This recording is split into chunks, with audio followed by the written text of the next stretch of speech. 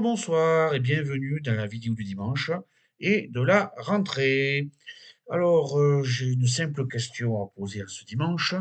Est-ce que l'on peut souhaiter une bonne année, notamment, de manière générale, et notamment pour l'année 2026? Au vu des sujets que je vais aborder, cette année, ça commence très très mal. Alors, bonne année malgré tout, bonne santé, en espérant que ceux qui sont malades puissent se soigner le mieux possible. Cette année, ben, ça commence avec le décès de Brigitte Bardot. Ça se suit avec le drame de Grand Montana, Grand Morvan, et en Suisse. Et ça continue avec Donald Trump et la colère agricole. Alors, Brigitte Bardot, qui était-ce? C'était une actrice très très célèbre des années 50, 60, 70, qui était le symbole de la France. Je dirais même de la France que l'on aime, c'est-à-dire dans sa diversité et ses contradictions. Napoléon disait à propos de la France qu'il faut la prendre dans son entier, avec ses bons côtés, ses mauvais côtés, ses côtés lumineux et sa face sombre. Et Brigitte Bardot, qui est une icône, oui, oui, c'est vrai, là, c'est un superlatif qui convient. J'ai plutôt tendance à critiquer ce genre de choses, mais pour elle, elle fait partie des exceptions que l'on peut accepter. Et il faut la prendre dans son entièreté, les côtés qu'on aime bien et les côtés qu'on n'aime pas. Alors le côté pour moi, c'est plutôt le côté, alors je ne sais pas, est-ce que ce sont les bons mots? On va dire vieille France, une France des années des 30 glorieuses, du général de Gaulle, où tout fonctionnait bien. Je viens d'un coin là, en Occitanie, où s'il n'avait pas lancé certaines missions, quoi, on serait resté pauvre. Et grâce à lui, on a pu s'enrichir. Et c'est cette période-là qu'elle symbole, que je dois dire j'aime bien. Après, défendre les animaux. Alors oui, on défend les animaux. On peut pas être vraiment contre. Mais là, pour moi, je trouve que c'est un peu extrémiste comme elle était, quoi. Voilà, je rejoins là-dessus un youtubeur que j'ai l'habitude de suivre, c'est Richard Santer, qui en parle souvent, genre, je sais pas qu'il soit content, mais voilà, il en a pas parlé, quoi. Donc, oui, je sais pas, mais je la prends quand même, voilà. J'écoute les arguments, ce qu'elle a dit, son combat. C'est parce que c'était un combat, sa deuxième partie de sa vie, à partir des années 70, avec la fameuse photo où on la voit avec le bébé phoque. Il y a un comique qui s'appelait Coluche, pour les plus jeunes, peut-être que vous ne le connaissez pas, quoi, mais qui se moquait bien d'elle, justement, pour cette photo. Bon, son combat a réussi, tu vois. Et elle s'en prenait souvent à Macron, qui n'a pas voulu se faire représenter. Alors, elle s'en prenait aux différentes religions. La plus virulente, hein, l'islam, parce que elle s'en prenait à des traditions, notamment au moment pour de l'abattage des animaux. Euh, Selon c'est une tradition, si j'ai bien compris, il faut saigner la bête d'une certaine manière, avec une certaine prière qui fait que la viande est halal. Et elle aurait voulu qu'on les étourdisse avant. Bon, alors, par contre, je n'ai pas compris, je n'ai pas bien saisi pourquoi c'était si important pour les musulmans qu'ils se fassent de cette manière-là. Donc, si on pouvait m'expliquer dans les commentaires ce que c'est, si on pouvait m'éclairer là-dessus, pourquoi cette tradition doit perdurer, je suis ouvert ben, pour apprendre à toute explication. Ensuite, il y a eu le grand, ben, l'incendie qu'il y a eu en Suisse. Il y a eu 40 morts quand même, 40 décès, des jeunes, beaucoup de jeunes footballeurs et une centaine de blessés, de gravement brûlés. Donc évidemment, toutes mes pensées vont vers les blessés et les décès. Pendant une dizaine de jours, on en a parlé souvent, quoi. Ne les oublions pas, parce qu'on l'actualité passe à autre chose, souvent, très rapidement. Donc, pensons à eux. Si Dieu existe, eh bien, recueillez-les, parce que bon, même si on n'est pas parfait, il ne méritait pas de mourir ainsi et d'être gravement blessé. Donc, je présente mes condoléances à toutes les familles endeuillées et pour ceux qui sont hospitalisés en Suisse, en Italie, en Allemagne et en France, de se rétablir le plus vite possible et de pouvoir reprendre alors, une vie normale. Oui, j'espère. Voilà, j'espère une vie normale et de continuer leur vie, quoi, voilà. On fait la fête, je me suis amusé, j'ai fait le réveillon. Ça s'est très bien passé et eux, à 3 heures du matin, voilà, ils risquaient leur vie, pour essayer de s'en sortir et merci aux gens qui ont risqué leur vie pour essayer de les sauver. Donc, c'est les manquements des propriétaires, mais aussi de la Suisse. La Suisse, qui était censée faire respecter, et qu'il y ait comment il s'appelle? Des inspections tous les ans. Il y en a eu 3 en 10 ans. Donc la réputation suisse, là, en a pris un coup aussi. Donc, au moment où j'enregistre la vidéo, cette vidéo, les propriétaires sont mis pas en garde à vue, mais ils vont passer un jugement. Mais à la différence de la France, ils sont pas incarcérés, ils sont encore libres. Et je suppose qu'ils ne doivent pas sortir. Vérité d'évidence, de Suisse, doivent bien rester là-bas. Et même si jamais au grand jamais ils s'en sortent, ils vont avoir quand même la culpabilité des blessés et des morts sur la conscience, quoi. Et donc, voilà. Donc, faites bien attention quand vous avez ce genre de, bien évidemment, ce genre de lieu, ce genre d'établissement. Ensuite, je voudrais revenir sur ce qu'a fait Donald Trump. Et avec lui, ben, on rentre dans une nouvelle ère, c'est-à-dire le droit international, où on essayait d'être, on va dire, plus civilisé. Et bien, on revient à une base, c'est-à-dire la loi du plus fort. Le Venezuela, c'est aux États-Unis. Vous êtes d'accord ou pas? C'est comme ça. C'est très bête, hein. J'ai toujours le même, voilà, MAGA, quoi, tout ça change pas. C'est une tenue oui, une tenue que je mets pour faire mes vidéos. Alors, je ne porte pas tous les jours, hein, si vous me posez des questions, quoi. Je nettoie régulièrement et ça me sert de tenue, quoi, pour mes vidéos. Euh, ouais, donc ne soyons clairs, hein, ça a été dit maintenant, bon, mais c'est puisque lui, il se gêne pas de dire les choses, de les faire. C'est uniquement pour le pétrole, c'est tout. C'est pas pour aider le peuple, c'est pas parce qu'ils sont communistes, c'est parce qu'ils veulent faire main basse sur le pétrole, puis c'est tout, hein. C'est un businessman, il faut pas se leurrer. Et le Groenland, je dirais le Canada, oui, le Canada après, et puis là, ça va me faire de la peine parce que c'est un morceau d'Europe, quoi, et du Danemark qui va partir. Bon, c'est autonome, c'est pas danois à 100%, c'est un régime spécial, mais d'une manière ou d'une autre, alors peut-être qu'il va mettre les gants parce que c'est l'Europe, qu'il a peut-être besoin de nous encore, et s'il est gentil, c'est parce qu'il a besoin de nous, et il faut pas se leurrer. Sinon, là, avec la Russie ou la Chine, s'ils n'étaient pas forts et virulents, il y aurait longtemps qu'ils auraient envoyé Chili, quoi. Donc, je pense qu'il va y arriver, d'une manière ou d'une autre, au moins qu'on le laisse traîner suffisamment longtemps.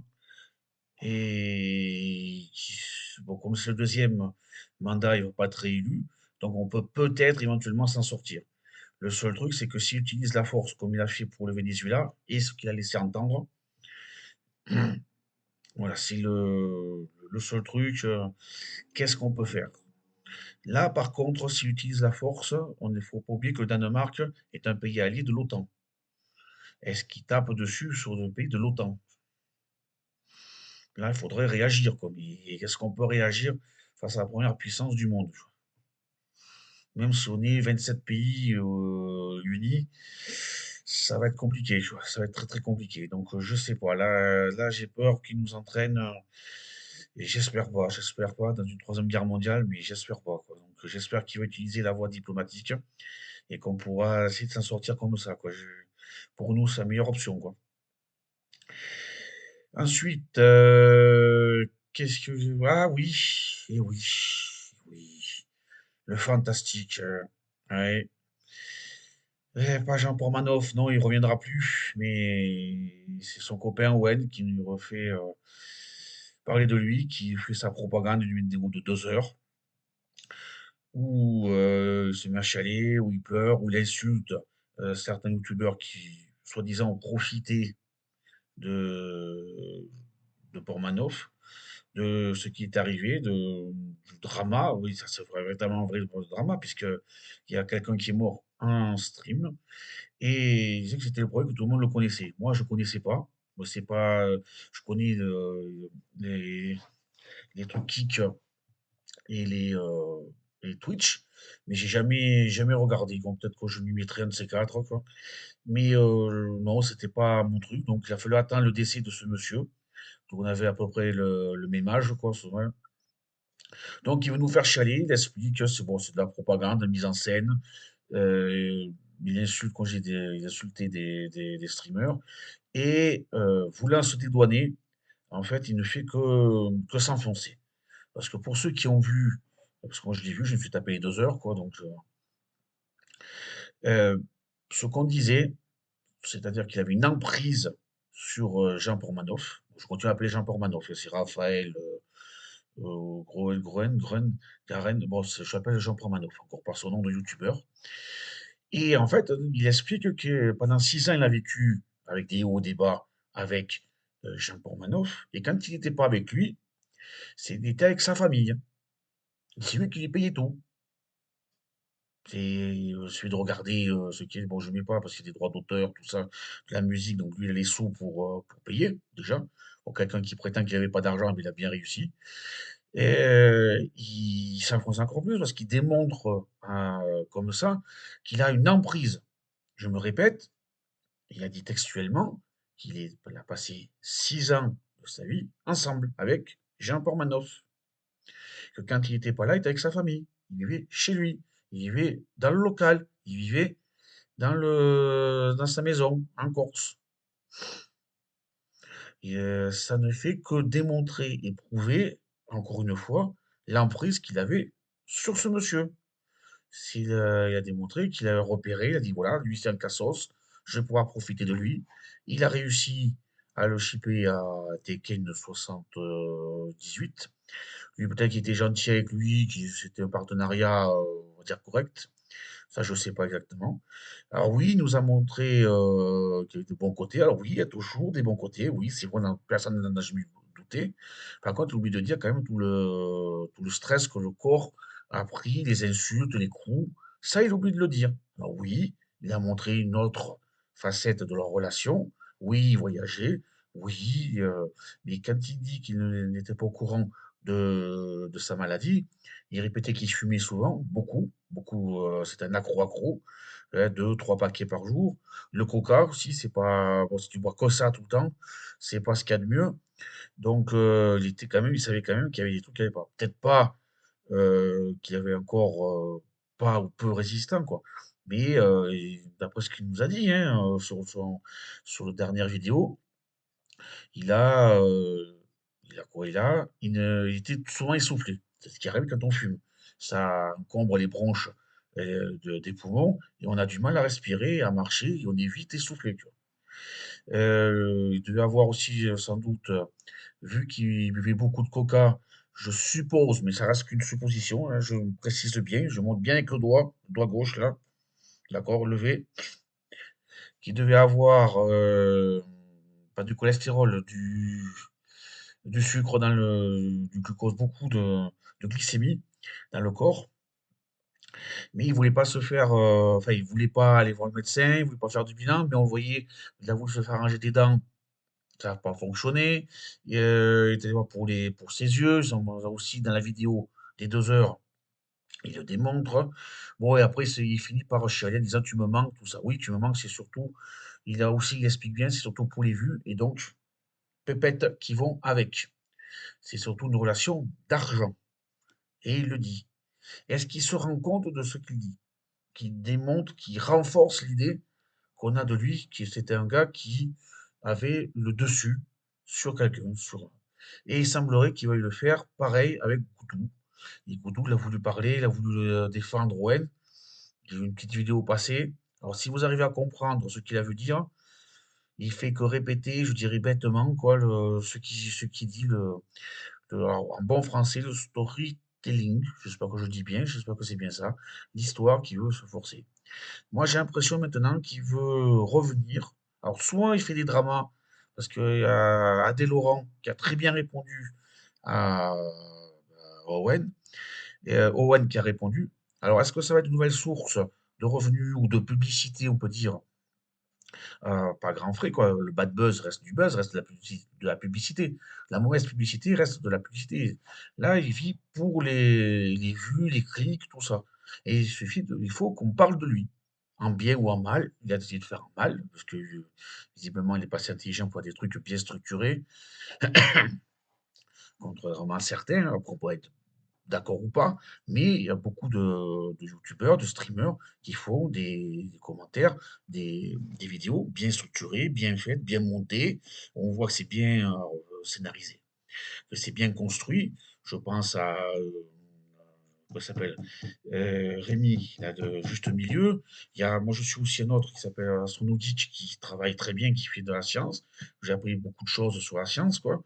Bon, n'ayez pas peur, hein, je ne veux pas le concurrencer, quoi. Je ne serais pas capable de faire ce qu'il fait, mais voilà, c'est deux noms, puis il y en a des tas d'autres, des tas d'autres, des tas d'autres qui se débrouillent très bien. Et lui n'est pas ouais, dans ce niveau de ces personnes que j'ai pu citer, quoi. Donc, qui retourne à l'école, déjà qui apprennent à parler français, ça sera déjà bien, tu vois. Et c'est que, ouais, c'est qu'un physique, quoi, c'est tout. Il n'y a rien, ça a l'air d'être une coquille vide, hein. Bon, tant pis, tant pis, tant pis. Lui, il se plaint qu'on a profité oui, qu'on a profité, hein, parce on est des profiteurs, hein, de la mort de Champormanoff. Lui, de son vivant, il a bien profité de lui, parce qu'il a bien fait de l'argent, il a bien fait des vues, il a bien fait des sous. Donc, il va sans doute revenir, quoi, sous une forme ou sous une autre.